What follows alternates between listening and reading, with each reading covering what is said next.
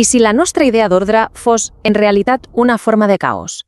Aquesta anàlisi desafia les nostres idees preconcebudes i ens mostra que allò que sembla polit i endreçat pot ser, en el fons, profundament disfuncional.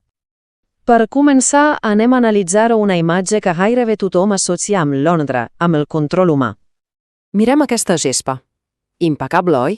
Tallada a la perfecció, sense ni una fulla fora de lloc. Sembla l'exemple perfecte d'ordre, oi que sí? Però ho és de veritat? Aquesta imatge ens convida a anar una mica més enllà de la primera impressió. I aquí tenim el quid de la qüestió. Estem acostumats a equiparar neteja i pulcritud amb un sistema sa i ordenat, però la realitat, sobretot quan parlem de sistemes naturals, és que aquesta aparença d'ordre pot estar amagant un desequilibri molt profund. Aquesta imatge li dona la volta a tot.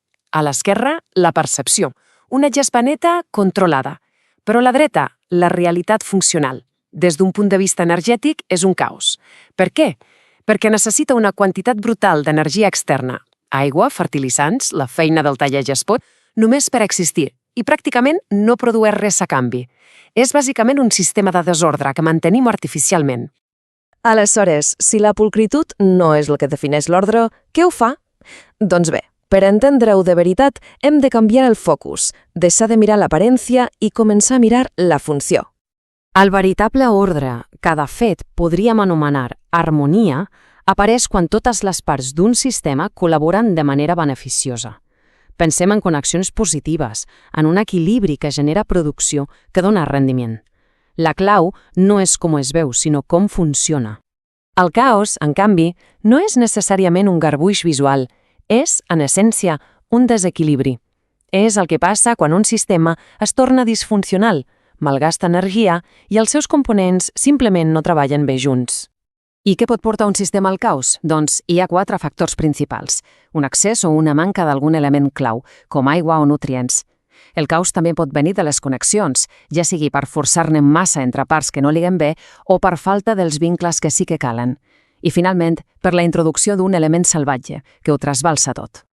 I aquesta cita de la font original ho il·lustra a la perfecció. Una guineu en un galliner és l'exemple perfecte d'un element salvatge que introdueix un caos immediat i destructiu en un sistema que abans estava en equilibri.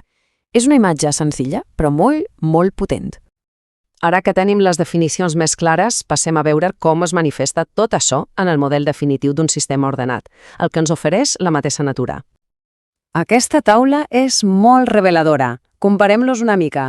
La gespa, el nostre exemple de caos, necessita una gran aportació externa de tot, d'energia, d'aigua, de fertilitzants, i el seu rendiment gairebé zero, és purament ornamental.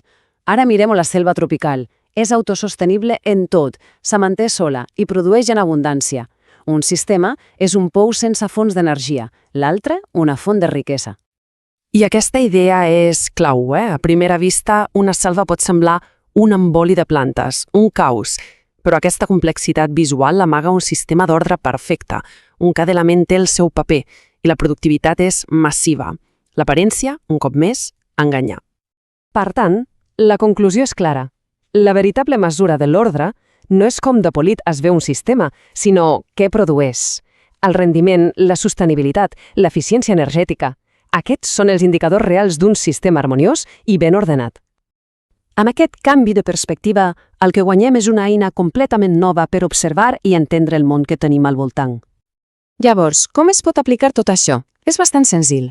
Primer, quan s'observa un sistema, cal buscar les connexions beneficioses entre les parts. Segon, avaluar-ne el balanç energètic. És autosuficient o depèn tota l'estona d'ajuda externa? I tercer, mesurar-ne la producció útil. Al final, tot això ens porta a un objectiu molt clar. Hauríem d'aspirar a dissenyar sistemes, ja siguin jardins, organitzacions o projectes, que imitin l'eficiència de la natura. Sistemes amb una baixa necessitat d'energia externa, però que generin un alt rendiment productiu.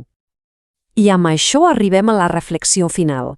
La propera vegada que es vegi un espai que sembli desordenat, un bosc frondós, un taller creatiu, cal fer-se una pregunta: i si aquest aparent desordre fos en realitat la manifestació visible d'un sistema perfectament ordenat, productiu i harmoniós?